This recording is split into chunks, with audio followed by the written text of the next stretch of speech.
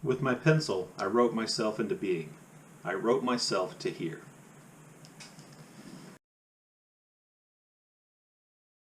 Hello and welcome back to Bookish, and welcome to a video in which I'm hoping to kind of focus our attention in the book James by Percival Everett in a different direction. I have watched a whole lot of interviews with Percival Everett regarding his new book, or his newish book, James, which has been nominated for the Booker Prize and which, has received a tremendous amount of praise and attention. I've watched a lot of reviews here on BookTube and in other places, and I've kind of come to the conclusion that I think, we have perhaps been looking at James in the wrong way, that we've been reading it wrong, and perhaps this explains why it seems like a lot of people have some difficulty with the ending. Now, I've read several of Percival Everett's books, and I'll tell you in all honesty, I don't think he always sticks the landing, but I think he did here, and I think part of the reason why it seems to be that reviewers, booktubers, etc., seem to have some issues with the end has to do with the fact that when they read the book, their focus goes to James's interaction with the white characters in the book, instead of their focus going to James's interaction with the black characters in the book. And I think that really gives us the guide. That really shows us the evolution from Jim to James, these interactions that he has with enslaved people after he escapes and runs away in an attempt to be able to stay near his family so he won't be sold away.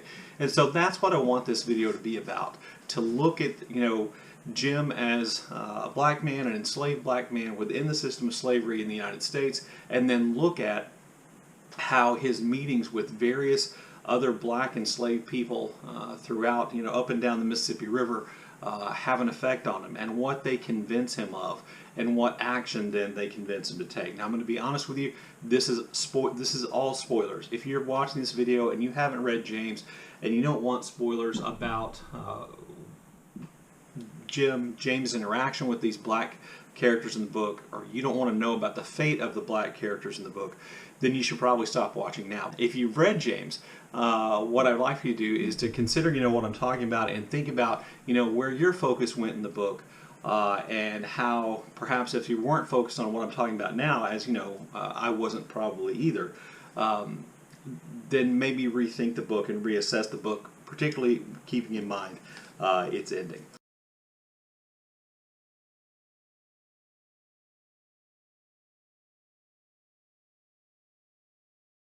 What most people I've seen focus their reviews on the book are things, like I said, that involve James' interaction with white people. One of the most, things that's most often mentioned is the language lessons that Jim gives his kids to teach them how to speak in a way which will keep them from getting in trouble with white people. He teaches them to dumb down their language, to speak in a heavy dialect, to always let the white people appear to be right, to never tell a white person what to do, but to lead them to what to do, and in a sense to act far less intelligent, far less literate than they are, as a way to protect themselves, as a way of staying safe.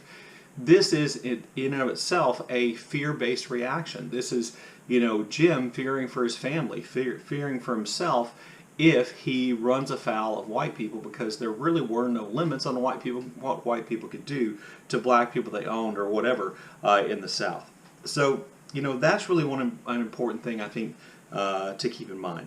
A lot of attention is also focused on Jim's relationship with Huck.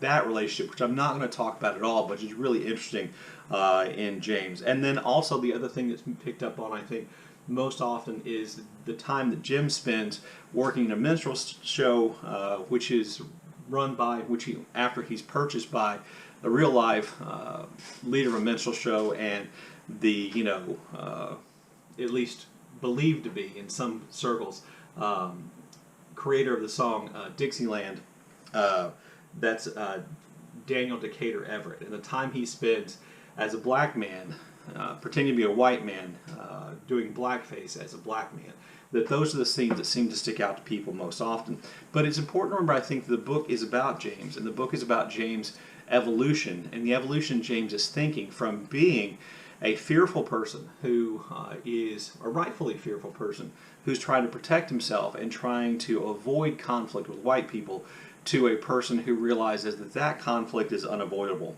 Um, and he comes to that conclusion, really, I think, because of the contact he has and the other enslaved people that he meets. So let's talk about Jim James just here just a minute. You know, Jim lives and works on a farm as an enslaved person in Missouri. We see Jim doing work. He does carpentry work, he chops wood, you know, he loads and unloads things. He lives in a community of other enslaved people who have conversations. But, you know, from what we see of Jim's life as an enslaved person, it doesn't seem that he's treated overly harshly. I don't want to, you know, make it out as though his owners were somehow these, you know, benign, kind people. They certainly weren't. They did have an overseer who will come up again later. But that Jim's point of view of slavery is you know, the experience he's lived there on that farm and in that situation. And in all likelihood, if he hadn't heard a rumor from another enslaved person on the farm plantation where he worked that he was going to be sold, he would have lived out his life doing exactly what he had been doing from that point on, and raised his kids to do exactly what he had done from that point on. But when he hears that he's going to be sold, everything changes. Suddenly he's going to be separated from the family he loves, and suddenly there is this kind of terrible reality. The reality of slavery for Jim begins to set in. You know, before he thought if he talked the right way and he acted the right way and he didn't run away, he would be safe and his family would be safe. And now the reality that that's not true really sets in. So he sets off and he runs as a way to, you know, actually stay close to his family so he could at least keep an eye on them.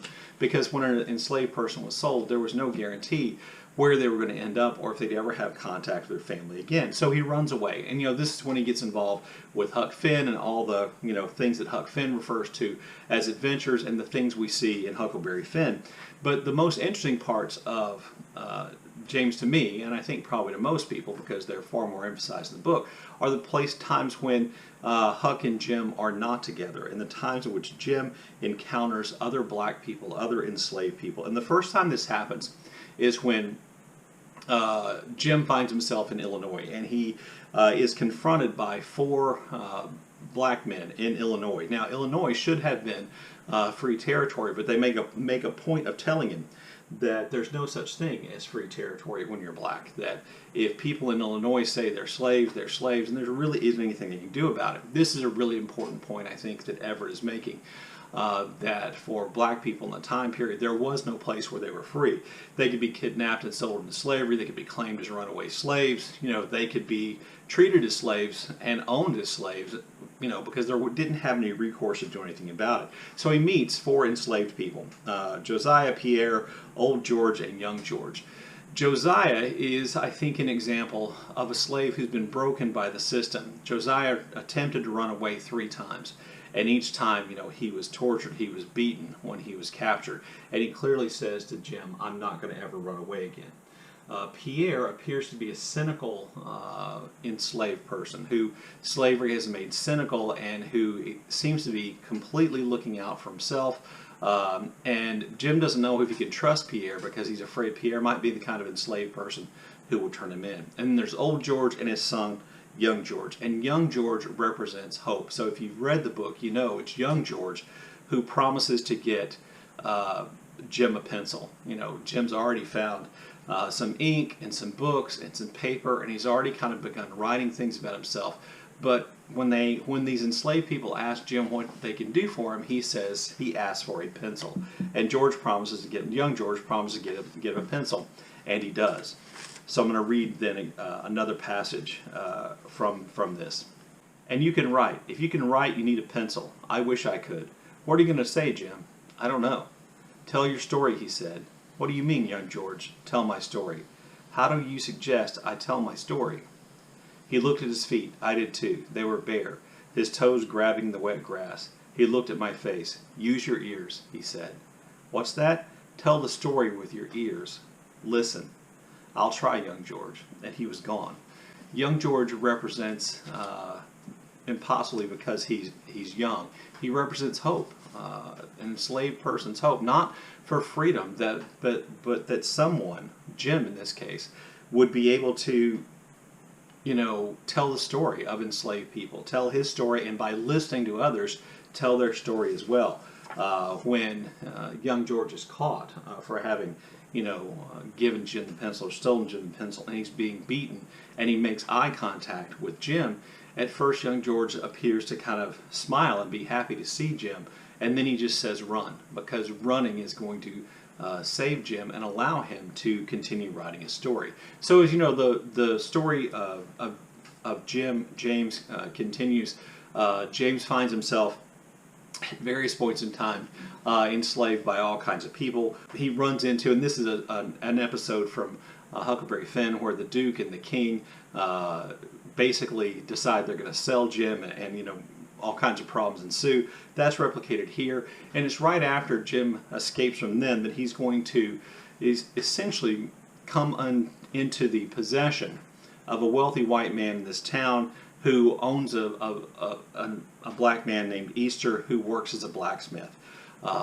And Jim is going to have conversations with this man named Easter, several of which I wanted to read you. And because I think Easter is an important example of an enslaved person whose advice in one context is very wise, but it's advice in some ways that Jim will essentially move beyond. So this is Easter talking. It's a horrible world. White people try to tell us that everything will be just fine when we go to heaven. My question is, will they be there? If so, I might make other arrangements. Easter laughed. I laughed with him. And they named you Easter. I looked at all the work there was to do. This will take some time, I said. That's good. White folks watch us work and forget how long we're left alone in our heads, working and waiting. I smiled. If only they knew the danger in that. I don't believe they even know we talk to each other, Easter said. They can't accept it. They won't accept it. And they're always surprised. So this is Easter and Jim essentially talking about how white people don't notice things, don't seem to know what they're up to. And at another point, Easter's been teaching Jim how to make horseshoes. And it says, Jim writes, Easter guided me and I listened. Easter, do you remember when you first arrived here? Here with Wiley or here in hell? Hell. I don't remember much of my home, but I remember the ship. I remember the abuse. I remember the splashing. You? Born in hell, sold before my mother could hold me. You're not holding the hammer square, Easter said. Sorry. If you're not making mistakes, you're not learning. So Easter is this kind of wise older slave who's going to teach Jim lots of things. He's going to talk to Jim about the conditions in which he lives. And on the whole, Easter seems to have found a balance in his life. His owner, he says, isn't too bad, but if you didn't own slaves, he might be a decent person. He doesn't seem to come in for a lot of physical abuse. He just gets to do skilled work, and he's kind of found a balance in his life.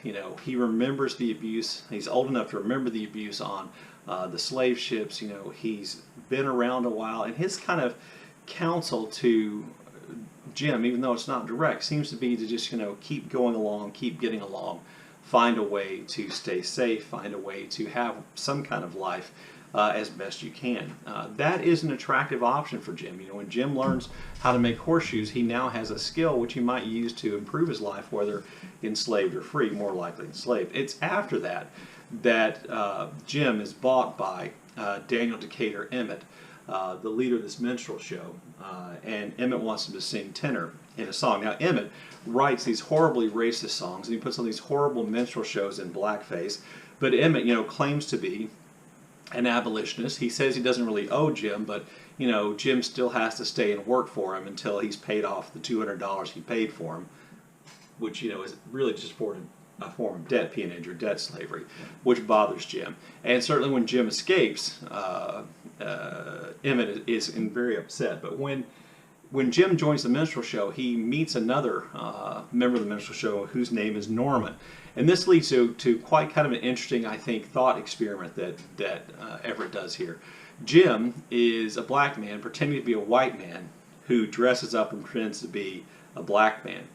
Norman is a black man who pretends to be a white man all the time. He passes. So Norman is capable. He's light-skinned enough to be capable of passing. And at the time Jim meets him, he's living as a white man. But I think Norman is one of the most important and most brave characters that we meet here.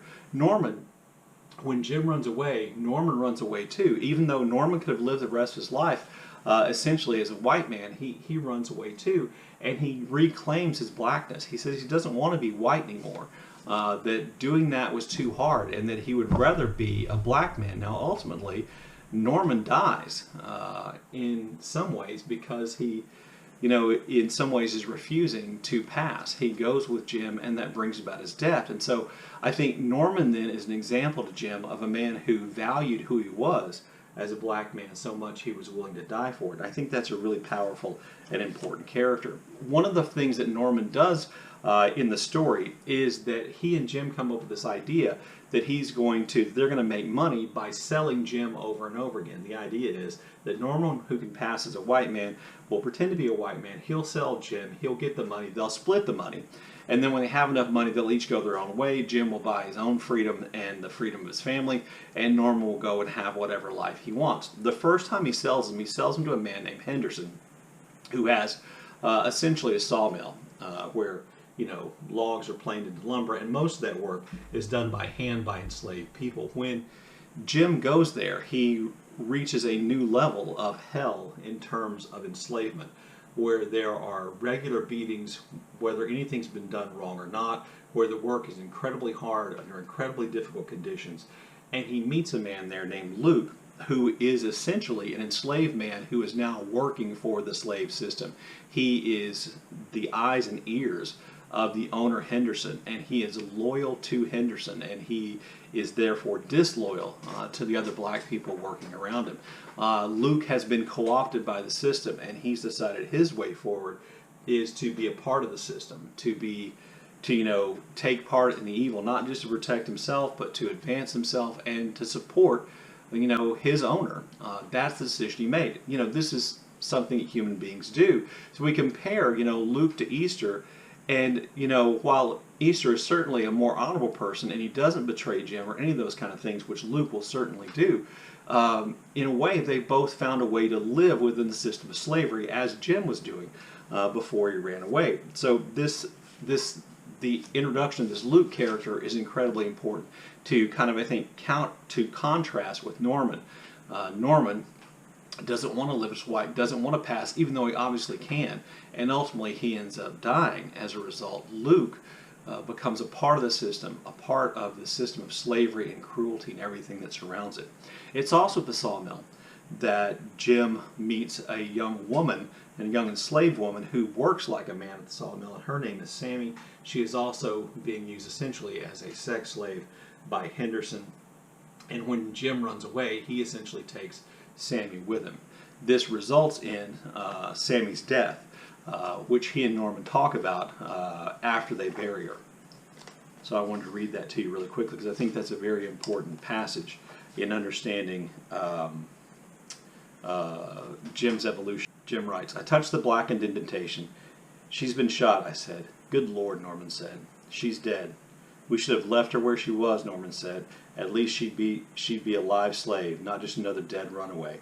I studied the lifeless body on the ground before me. She was dead when I found her," I said. "She's just now died again, but this time she died free." And this is kind of important. Norman says that's bullshit, and Jim says it is, Norman, but it's kind of important, this idea that Sammy had made a choice which cost her her life, but a choice which for a brief period of time gave her some freedom, as did Jim's decision to run away all these different times. It's then that he and Norman get on the steamship, and there Jim meets an enslaved man named Brock who works in the boiler room of this paddle wheel steamship going up and down the Mississippi. He is habituated to the condition of slavery. He follows the rules. He will enforce the rules. He works even though he doesn't have anybody there watching him. He never tries to escape. He doesn't complain. He does his work, and he expects Jim to do work too. And he is outraged when he finds out that Norman, who, again, once they were on the ship, it was convenient for Norman to try to pass as a white man. He is outraged when he finds out that Norman's actually a black man, because it upsets the system to have, a black man giving orders in that situation. A black man, presumably working with another black man. And so Brock is another example of a black character in Jim who is habituated to the system, who's found his way forward, which is just to put his head down and do the work and make the work his life. And that's literally what's happened. I don't think it's a coincidence, as I mentioned this in my first review, I don't think it's a coincidence that Brock stokes the ship's boilers to the point that essentially the ship explodes, killing Norman, lots of other people, and leading Jim to have yet another escape. So Jim escapes from that situation. Norman dies in the process, and it's then that essentially we see Jim save Huck, who was on the ship as well, instead of saving Norman.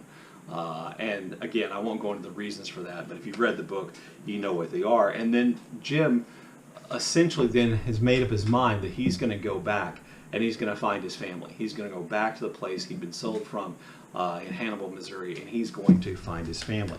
And he's going to start talking about slavery, and he's going to start talking about the situation in which he and the other enslaved people live in very kind of stark language.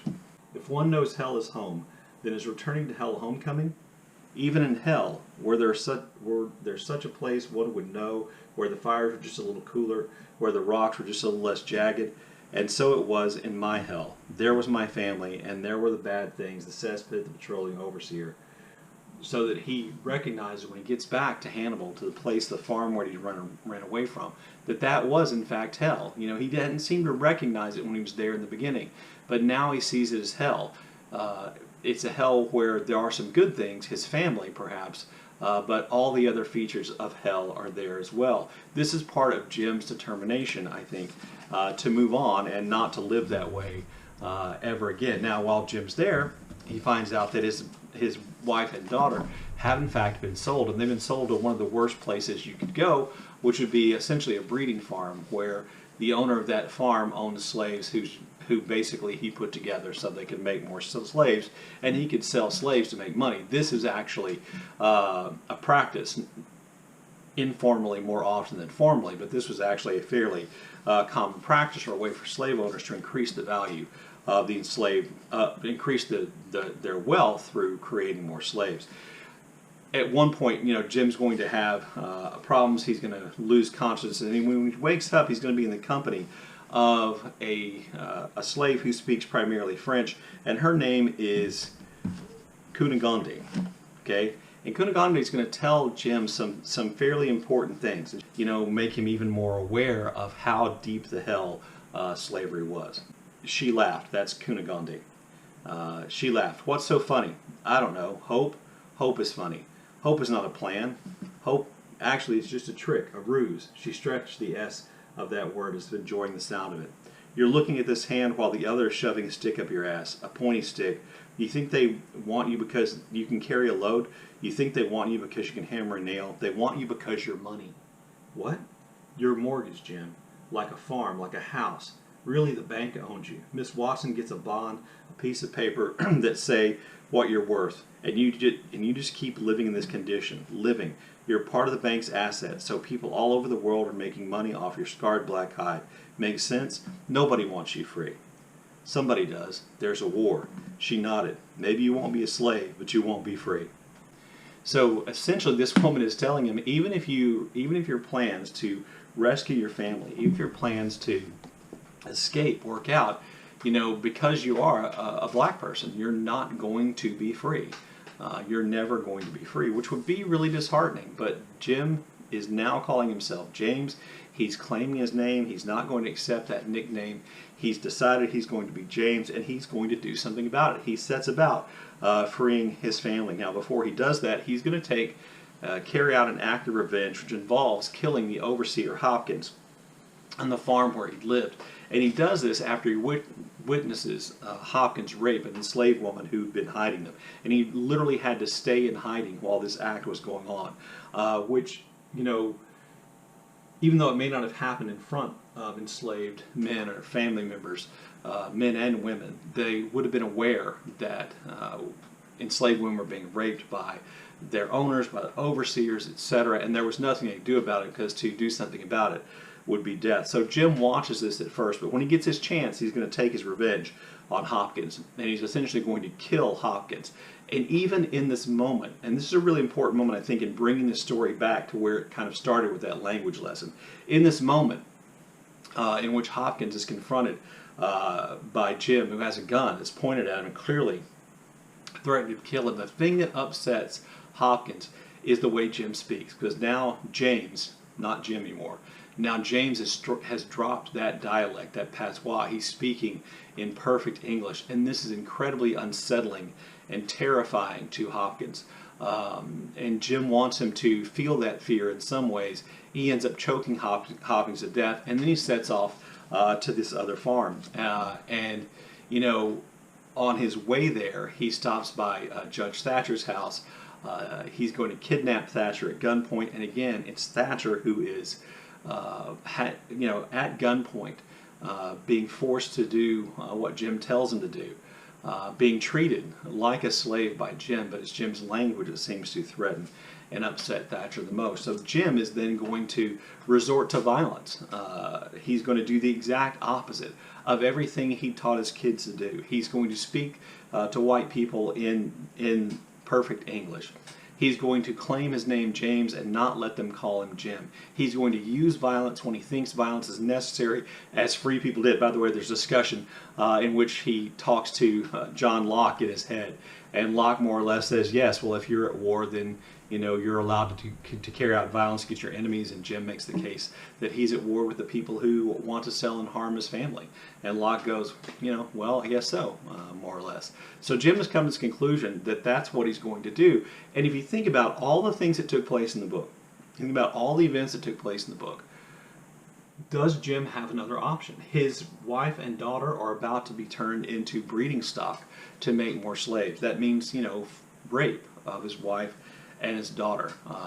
That he is now, as a runaway slave who, everybody thinks killed Huck Finn's dad anyway, his life is now forfeit. So what option did he have other than to resort to violence where necessary to free his family?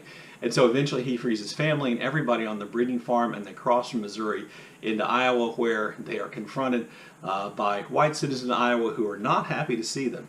And the white citizen asks for their name, and when or asks if he is this N-word Jim, this runaway slave, and Jim says, I'm James. He's just refusing to be who they said he was and to fit that mold that he was supposed to be. He's come full circle. He's not going to pretend not to be literate. He's not going to pretend to be who he isn't. And in some ways, that's because the people he met taught him that that was the only option. That he had to do that because he had to do that to honor young George's sacrifice. That he had to do that to honor Sammy's death in an attempt to achieve freedom.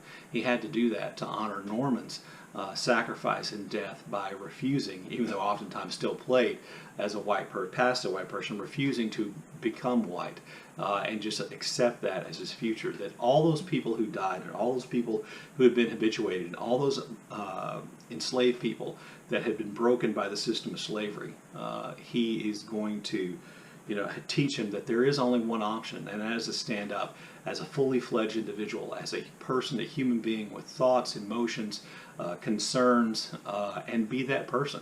And that means he has to be James. And I think that's a fairly remarkable story that we have there. And I think that story is one that oftentimes is lost on reviewers of all kinds and on interviewees. I never see anybody who interviews Percival Everett ask him about these interactions between Jim, James, and other black people. It's always about his interactions with white people. And I think that's a shame, because I think in some ways I almost feel like Everett has set us up to do exactly that. Set us up to ignore the real story. And the real story is of Jim's empowerment and his determination to live his life as a free, full human being. Anyway, there you go. Probably a long video. Let me know what you think in the comment section down below. And as always, thank you for watching.